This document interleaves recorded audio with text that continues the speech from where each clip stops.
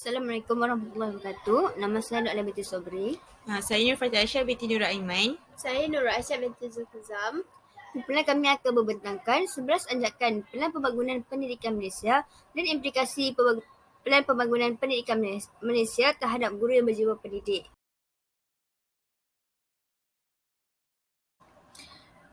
Anjakan pertama yang terdapat dalam Pelan Pembangunan Pendidikan Malaysia ialah menyediakan kesamarataan akses pada pendidikan berkualiti bertaraf antarabangsa.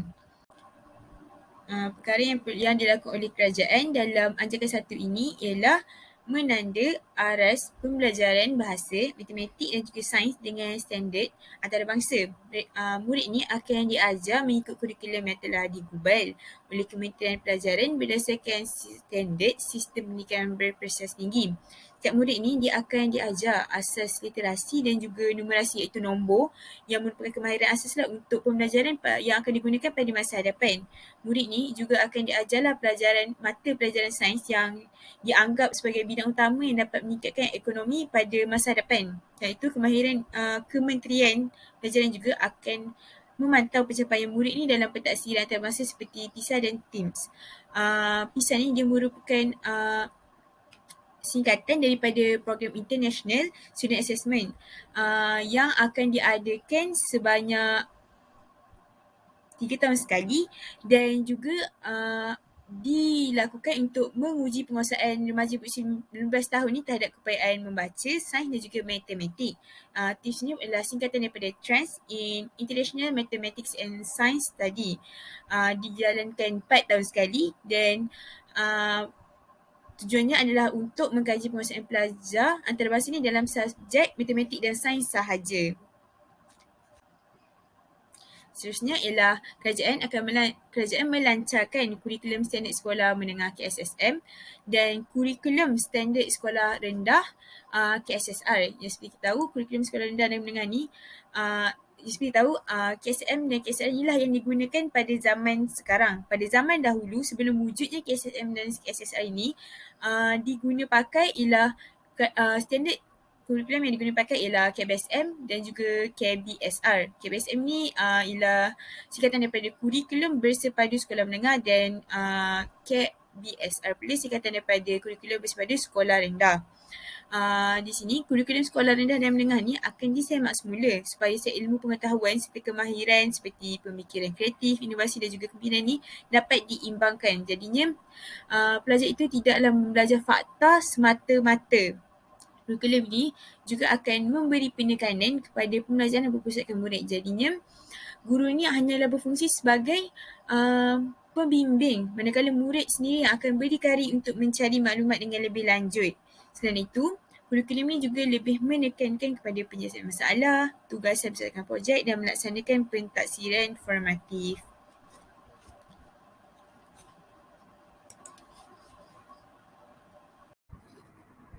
Anjakan yang kedua adalah memastikan setiap murid menguasai kemahiran dalam bahasa Melayu dan bahasa Inggeris dan digalakkan mempelajari bahasa tambahan. Antara langkah yang boleh diusulkan di bawah anjakan ini, yang pertama ialah melaksanakan kurikulum bahasa Melayu untuk sekolah jenis kebangsaan dengan sokongan pemulihan yang intensif bagi murid yang memerlukan. Golongan murid yang memerlukan ini adalah murid yang tidak menggunakan bahasa Melayu sebagai bahasa ibudanya, iaitu murid berbahasa India dan Cina ataupun murid yang kurang pendedahan kepada bahasa ini.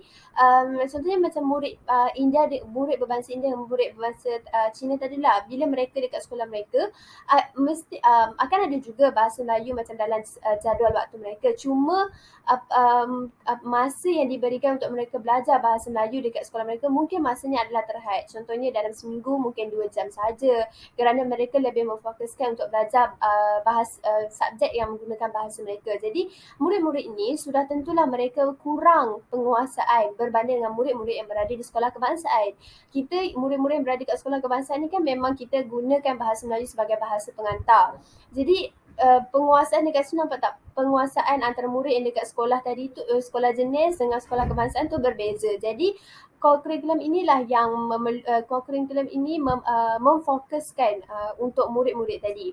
Jadi pelamat kokurikulum ini adalah untuk membolehkan murid-murid tadi yang kurang tadi tu mempunyai penguasaan standard yang sama dengan murid-murid yang berada di sekolah kebangsaan. Okey, jadi mungkin di bawah kokurikulum ni kita akan melaksanakan pelbagai aktiviti yang boleh memastikan murid-murid yang berada dekat sekolah jenis tadi tu pada hasilnya nanti mereka akan menguasai bahasa Melayu sebagaimana murid-murid yang berada di sekolah kebangsaan. Bukan sahaja bahasa Melayu dan bahasa Inggeris yang perlu kita kuasai, malah bahasa-bahasa lain juga. Jadi antara seterusnya adalah menyediakan saluran khas bagi murid-murid untuk mempelajari bahasa tambahan. Bahasa-bahasa tambahan ni adalah contohnya kita ada bahasa Jepun, bahasa Korea, bahasa Jerman, bahasa-bahasa di luar negara selain daripada bahasa Melayu dan bahasa Inggeris. Jadi disebabkan kita nak selaras dengan pelan pembangunan kita bukan sahaja nak melahirkan murid yang mahir dalam bahasa Melayu dan bahasa Inggeris, tapi kita nakkan murid yang boleh kuasai sebanyak mungkin bahasa. Macam tu. Jadi kenapa benda ni perlu? Kerana mungkin dia dapat memudahkan diri seseorang pelajar tu. Contohnya kalau kita nak sambung belajar ke Korea, mestilah kita memerlukan bahasa Korea kerana itu adalah merupakan bahasa pertuturan mereka yang utama dekat sana. Jadi dia dapat memudahkan. Bukan tu saja, kalau kita terjumpa orang Korea juga, kita boleh mengaplikasikan bahasa kita pelajari. Jadi kita nak melahirkan murid yang serba boleh dalam semua bahasa. Jadi pihak setiap sekolah boleh menambahkan menambah subjek-subjek bahasa tambahan ni ke dalam jadual waktu murid.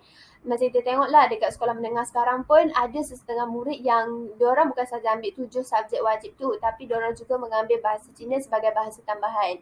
Dan bahasa-bahasa ni pun memang akan ada kelas lah yang cikgu akan bagi untuk memberikan tunjuk ajar. Dan bukan saja tu, pentaksiran berkaitan dengan subjek tersebut pun kita akan perlu sediakan supaya kita dapat memantapkan lagi penguasaan seseorang murid terhadap bahasa itu. Dan bukan itu sahaja, pihak kementerian juga boleh membawa masuk kolaborasi bahasa-bahasa luar ni dalam sistem pendidikan negara.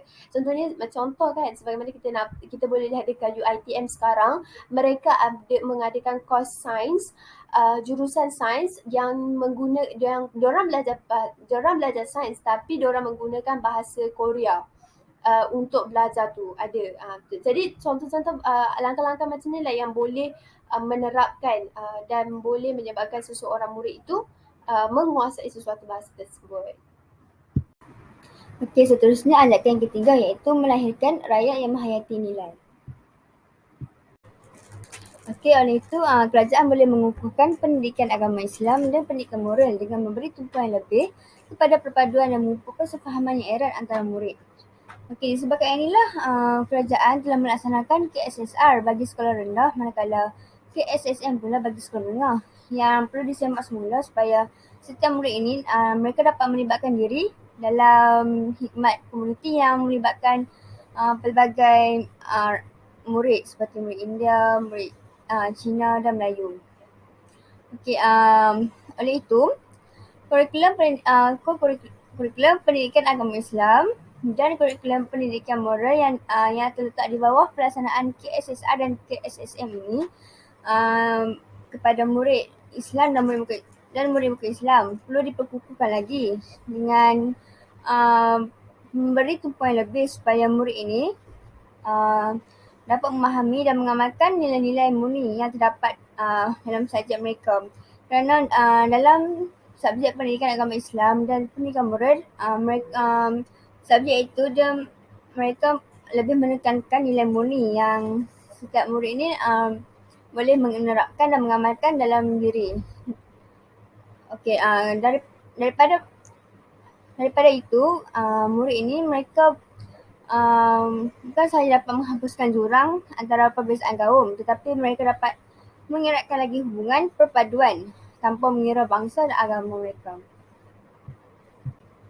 Seterusnya, membangunkan murid secara holistik dengan mengukuhkan keperluan penyertaan murid dalam satu sukan, satu kelab dan satu badai uniform. Okey, di bawah program ini, murid dapat melibatkan diri dalam aktiviti kurikulum yang dapat membuka peluang dan minat kepada mereka semasa mereka berada di luar bilik darjah.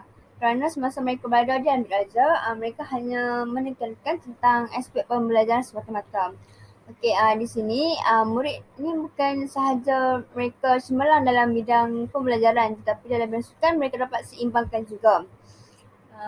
Di bawah program ini, secara tidak langsung ia dapat mengeratkan lagi ikatan perpaduan antara murid pelbagai kaum atau pelbagai agama, kerana di sini apabila mereka melibatkan diri dalam pelbagai aktiviti, tak kisah sama ada aktiviti berkumpulan atau aktiviti individu, nilai-nilai murni dapat diterapkan seperti bekerjasama, tolong-menolong antara satu sama lain. Contohnya apabila mereka melibatkan diri ataupun menyertai perkhidmatan, mereka akan dibahagikan bukan sahaja mengikut kelompok seperti murid Melayu, murid India, murid Cina, tetapi mereka bercampur dalam pelbagai kaum supaya mereka dapat menghasilkan satu kumpulan yang terdiri daripada pelbagai bangsa. Oleh itu mereka dapat mengeratkan hubungan tersebut. Secara tidak langsung juga mereka mampu untuk menerapkan nilai murni dan nilai kepimpinan dalam diri mereka. Disebabkan itulah kementerian ini ada menjalankan kajian untuk mereka mewajibkan perkhidmatan murid ini dalam aktiviti kurikulum, kerana ia juga merupakan salah satu syarat untuk mereka menamatkan pengajian. Di samping program ini mereka akan berikan pelatihan bersasaran kepada guru penasihat yang terlibat di dalam program ini. Seterusnya, anjakan yang keempat dalam PPPM ini ialah mentransformasi profesi keguruan ini menjadi profesi pilihan. Seterusnya, kerajaan merombak IPG dalam PPPM ini. Kementerian berhasrat untuk mengubah IPG iaitu Institut Perguruan Guru ni kepada Institut Latihan Guru yang bertaraf dunia pada menjelang tahun 2020. Kementerian ni akan menilai kurikulum latihan perkhidmatan semasa dan juga akan memastikan semua guru ni bersedia untuk mengajar murid-murid kemahiran berfikir RCD ataupun KBAIT. Selain itu, kementerian ini juga akan menambah masa praktikum pada semua program. Hal ini untuk memastikan semua guru ini bersedia untuk menjadi guru dan untuk menyiapkan mereka sebelum mereka dijadikan guru tetap. Bukan itu saja, kriteria untuk pengambilan pensyarah baru di IPG ini juga akan diperketatkan serta kemahiran yang sedia ada pada pensyarah lama pula akan ditingkatkan. Anjakan kelima pula adalah memastikan kepimpinan berprestasi tinggi ditempatkan di setiap sekolah. Jadi antara langkah pertama yang perlu kita lakukan adalah memperkukuh kriteria pemilihan dan proses perancangan penggantian bagi pengetua dan guru. Macam yang saya cakap sebelum ni, kebanyakannya pemilihan pada zaman sekarang ni dia lebih bertumpu kepada proses perkhidmatan, bukan proses, tempoh perkhidmatan seseorang guru tu. Mungkin sebab kita anggap macam ni tau, bila dia dah lama berkhidmat, maksudnya dia ada lebih pengalaman. Tak, sebenarnya. Mungkin walaupun dia dah lama berkhidmat, dia tak cukup lagi nilai tu dia nak jadi seorang pengetua. Jadi aspek tu kita perlu ketepikan dulu. Untuk calon pemilihan sebagai pengetua atau guru besar, kita perlu utamakan, kita perlu lihat ada tak nilai-nilai kepimpinan, berwibawa yang ada pada seorang guru besar tu. Macam tu. Dan bukan itu sahaja, calon nak jadi pengetua atau guru besar sekarang pun perlu juga perlu pastikan dia ada sijil kelayakan profesional kebangsaan bagi kepimpinan pendidikan. Jadi daripada institut ambil dia baki. Jadi siapa calon yang ada ni, kita akan dahulukan dulu. Sebab kita tahulah bila dia ada sijil kelayakan ni, maksudnya dia dah layak dari segi kepimpinan. Sebab tu dia dapat sijil tu. Macam tu. Jadi selain itu, proses perancangan pergantian guru juga, proses perancangan pergantian yang juga perlu diadakan kerana dia perlu menguji dan melatih individu yang berpotensi tinggi bagi memastikan calon-calon itu layak. Maksudnya proses perancangan pergantian ni kita adakan supaya kita dapat menguji adakah betul-betul calon ni dia betul-betul layak ke tak. Daripada proses ni kita dapat kenal pasti dia ni layak ke tak dari segi dia ni berwibawa ke tak, macam tu. Anjakan yang keenam pula ialah mengupayakan JPN iaitu Jabatan Pendaftaran Negara, PPD, Pejabat Pendidikan Daerah dan sekolah untuk menyediakan penyelesaian khusus berasaskan keperluan. Okey, seterusnya kerajaan perlu memastikan 100% sekolah memenuhi keperluan infrastruktur asas menjelang 2015. Bermula dengan Sabah dan Sarawak, iaitu seperti kita sedia maklum, sekolah di Sabah dan Sarawak ni merupakan sekolah pedalaman yang memerlukan lebih banyak keperluan infrastruktur. Oleh itu, setiap sekolah lah perlu mencapai tahap keperluan infrastruktur yang minimum sekurang-kurangnya seperti penyediaan bekalan elektrik yang baik, kemudahan tandas dan kemudahan bilik belajar yang mencukupi sama ada kepada murid ataupun kepada guru. Hal ini dapat mewujudkan suasana belajar yang seronok, bersih dan selamat. Okey, disebabkan itulah menjelang tahun 2015 ini, proses menaik taraf sekolah akan bermula bagi memenuhi standard infrastruktur asas terlebih dahulu. Setelah proses itu selesai, barulah kementerian akan melakukan proses menaik taraf infrastruktur bagi memenuhi keperluan asas penyampaian kurikulum di mana akan berlakunya menaik taraf bengkel, kemahiran hidup dan makmasan dapat mengira jenis lokasi, saiz atau jenis di mana tak kisahlah sekolah itu berada di luar bandar, di bandar ataupun di pedalaman, kerajaan akan memastikan proses naik taraf itu akan berlaku secara seiring dan sejajar. Seterusnya, anjakan yang ketujuh pula dalam PPM ini ialah memanfaatkan ICT bagi meningkatkan kualiti pembelajaran di Malaysia. Seterusnya, kerajaan menambahkan kandungan dalam talian untuk perkongsian amalan terbaik bermula dengan perpustakaan video guru. Satu perpustakaan video pengajaran oleh guru cemerlang ni dalam mata pelajaran terus macam seperti bahasa Melayu, bahasa Inggeris, sains dan juga matematik ni akan diwujudkan. Mata pelajaran elektif seperti muzik, seni, pendidikan kesihatan akan ditambah dari semasa ke semasa. Perpustakaan video guru ni bukan guru saja yang dapat akses video untuk jadikan sumber bahan untuk pengajaran, tapi murid juga boleh mengakses video tersebut sebagai bahan untuk mereka mengulang kaji. Seterusnya ialah ancaman ke-8 iaitu mentransformasikan kebolehan dan keupayaan penyampaian kementerian. Seterusnya adalah merangka fungsi dan struktur baharu Kementerian menjelang 2013 dan pelaksanaan mulai 2016. Penekanan diberikan kepada penyelidikan dasar dan perancangan pendidikan guru, pembangunan kurikulum serta peperiksaan. Ia dapat meningkatkan pengambilan pakar sasaran luaran dan seterusnya menyelidiki dan menyusun semula tugas-tugas kementerian agar lebih menepati sasaran.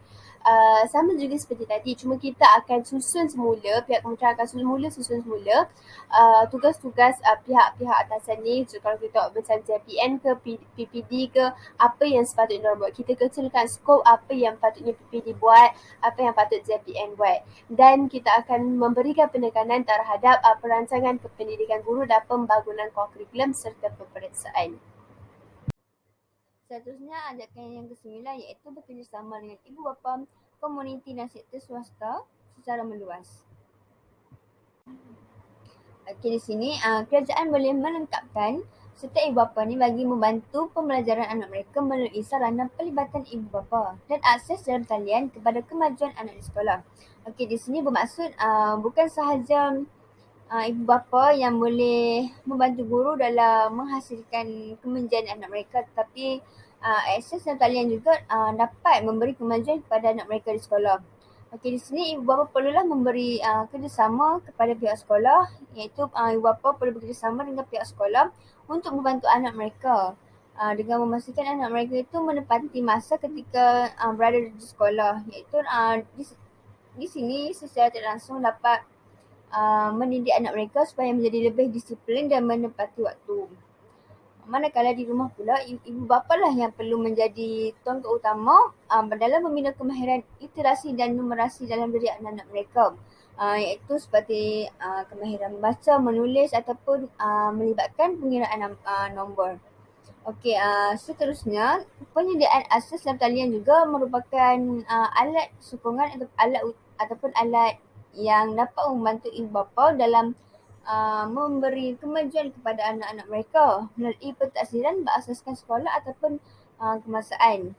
Di sini menunjukkan bahawa apabila seseorang anak itu ataupun seseorang murid itu dia dapat menguasai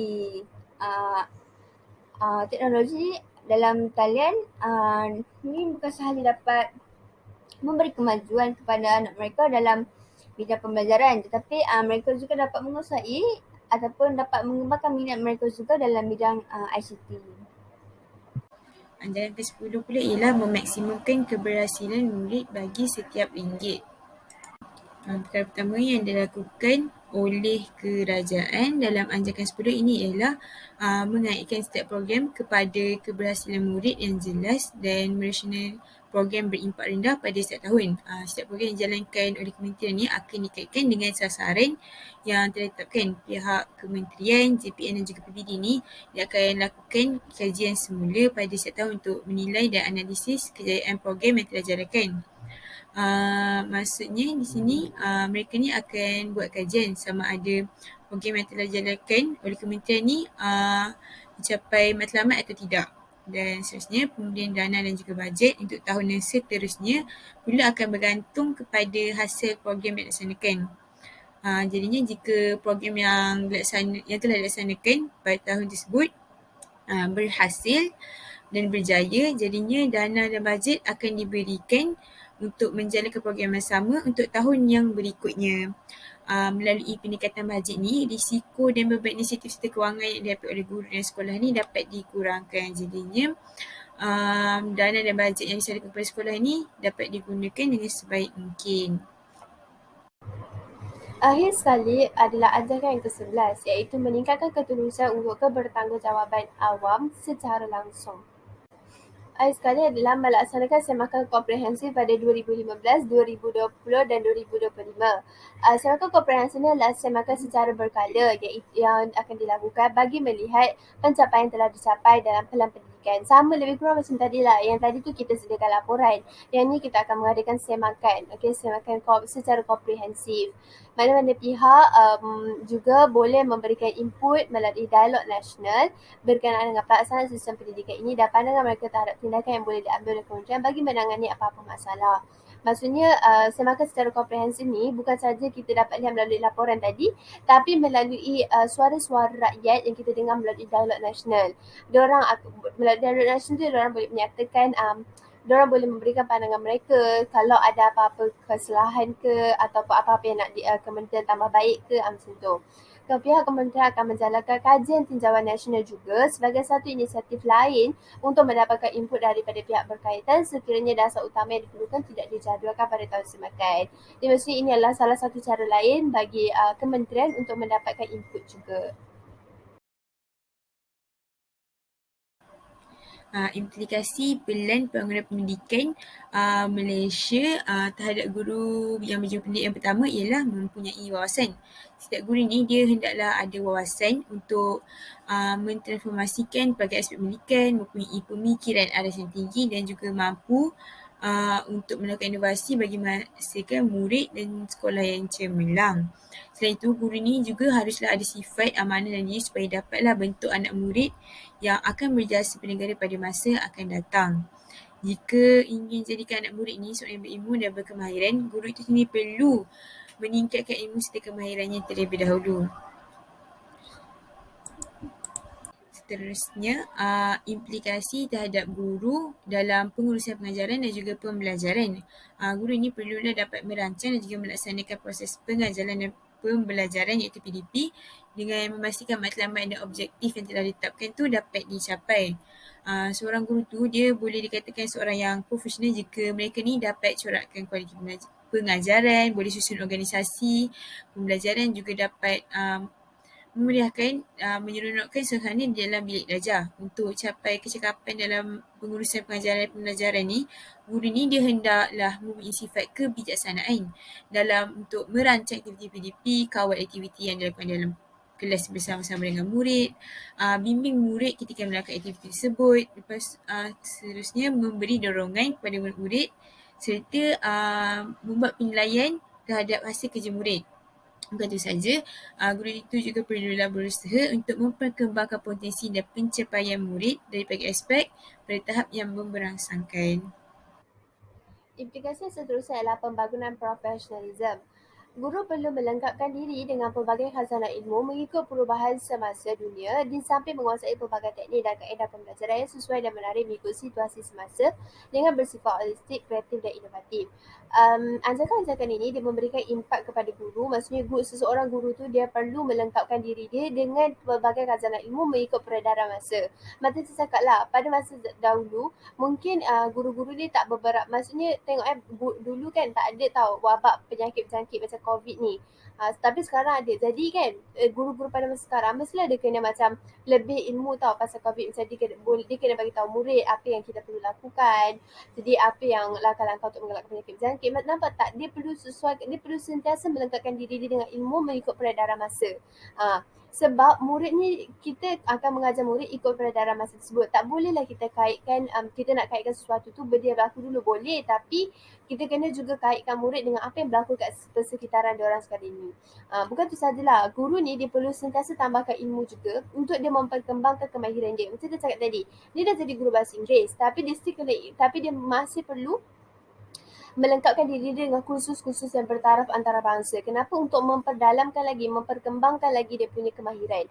Jadi bila guru tu sentiasa memperkembangkan dia punya professionalism, jadi kita akan dapat melahirkan guru yang bertaraf, yang berstandard antarabangsa tau. Jadi bila guru-guru macam ni lahir, murid-murid pun mestilah kita akan dapat murid-murid yang bertaraf antarabangsa. Maksudnya macam tu.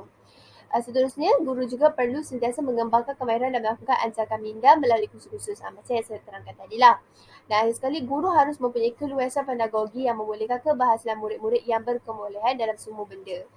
Jadi maksudnya, bila kita dapat melahirkan guru yang berkebolehan, yang sentiasa mengembangkan profesionalism dia, kita juga dapat melahirkan murid yang berkebolehan dalam semua perkara. Jadi anjakan ini dia memberikan impak daripada seseorang guru tu untuk dia sentiasa memperbaharui dia punya professionalism.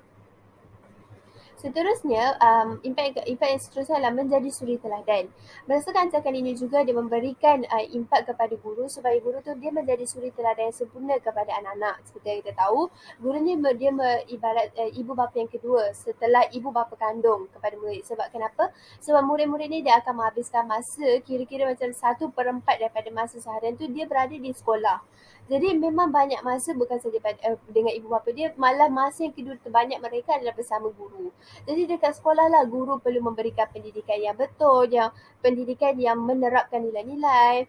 Lepas tu sentiasa menunjukkan model yang bagus. Maksudnya seorang guru yang berdisiplin mestilah akan melahirkan murid yang berdisiplin. Kalau guru tu pun macam tak berdisiplin, tak bertanggungjawab, jadi murid dia pun akan ikut apa yang guru dia cakap macam tu. Jadi hal ini dia bertepatan dengan ajaran ketiga, iaitu penglahiran modal modal insan yang menghayati nilai. Dia nilai murni lah. Jadi dekat sekolah kita macam kita tahu lah banyak aktiviti yang kita adakan kan. Yang kita adakan dia mampu mengukur nilai, bekerjasama, membantu antara satu sama lain. Jadi aktiviti-aktiviti kat sekolah ni lah, perkara-perkara yang dekat sekolah ni lah yang akan yang akan menerapkan, yang akan membentuk murid tu nanti. Kemudian sekolah jadi sekolah ni memainkan peranan penting lah dalam membentuk murid yang menghayati nilai. Jadi mestinya macam tu. Implikasi yang seterusnya ialah kemahiran teknologi di mana pada anjakan yang ketujuh, ia memberi kesan kepada seseorang guru itu dalam memanfaatkan kemahiran teknologi di mana setiap guru ini mereka perlulah memanfaatkan atau menguasai kemahiran teknologi dan seterusnya mengaplikasikan kemahiran tersebut dalam proses pembelajaran mereka di kelas. Sebagai contoh, guru ni mereka bentuk atau membangunkan proses pembelajaran dan pentaksiran yang autentik supaya dapat menarik minat murid untuk belajar. Okey, kemahiran teknologi juga dia mampu ataupun dia dapat memudahkan lagi proses pembelajaran di mana guru ini dia boleh menggabungkan alat atau sumber kontemporari bagi membangunkan pengetahuan dan kemahiran. Kesan daripada ini, murid bukan sahaja cemerlang dalam pembelajaran tetapi mereka juga dapat menguasai bidang-bidang teknologi. Oleh itu, guru perlulah mempamerkan kepada masyarakat yang global dan digital tentang kemahiran teknologi tersebut supaya mereka dapat menjadi seorang suri teladan yang profesional. Okay, selain itu, implikasi PPPM ni terhadap guru yang berjiwa pendidik, guru ni akan lebih didedahkan dengan budaya kerjasama dan kecemerlangan profesional, iaitu guru ini perlu bersikap dengan lebih terbuka, seperti saling bekerjasama antara satu sama lain ataupun antara guru-guru yang lain dalam menangani isu-isu timbul di sekolah, seperti sekiranya ada masalah berkaitan dengan disiplin murid, guru-guru perlulah tidak cepat melatah dan perlulah memikirkan cara yang lebih baik untuk menangani masalah tersebut. Selain itu, guru juga perlulah bekerjasama dalam menghasilkan kemenjadian murid ni supaya murid itu lebih baik tahap penguasaan ataupun tahap kemenjadian, di mana setiap guru ni perlu memberikan tunjuk ajar, memberikan pembelajaran ataupun ilmu yang sesuai mengikut tahap mereka, di mana sekiranya mereka berada di tahap 1, guru perlulah memberi pengajaran yang sesuai supaya mereka dapat memahami dan mereka dapat memahami dengan lebih baiklah. Contohnya, pada tahap 1 tu, murid-murid akan didedahkan dengan belajar mengeja ataupun belajar perkataan-perkataan yang mudah. Takkanlah guru nak beri yang karangan apa semua. Mestilah murid-murid akan jadi tak tahu nak belajar apa, sebab mereka kan baru masuk sekolah dan tak belajar lagi perkara-perkara yang macam tu. Selain itu, selain guru bekerjasama dengan guru-guru yang lain, guru juga boleh bekerjasama dengan ibu bapa dalam meningkatkan prestasi anak mereka, di mana guru perlulah memberi saranan ataupun memberi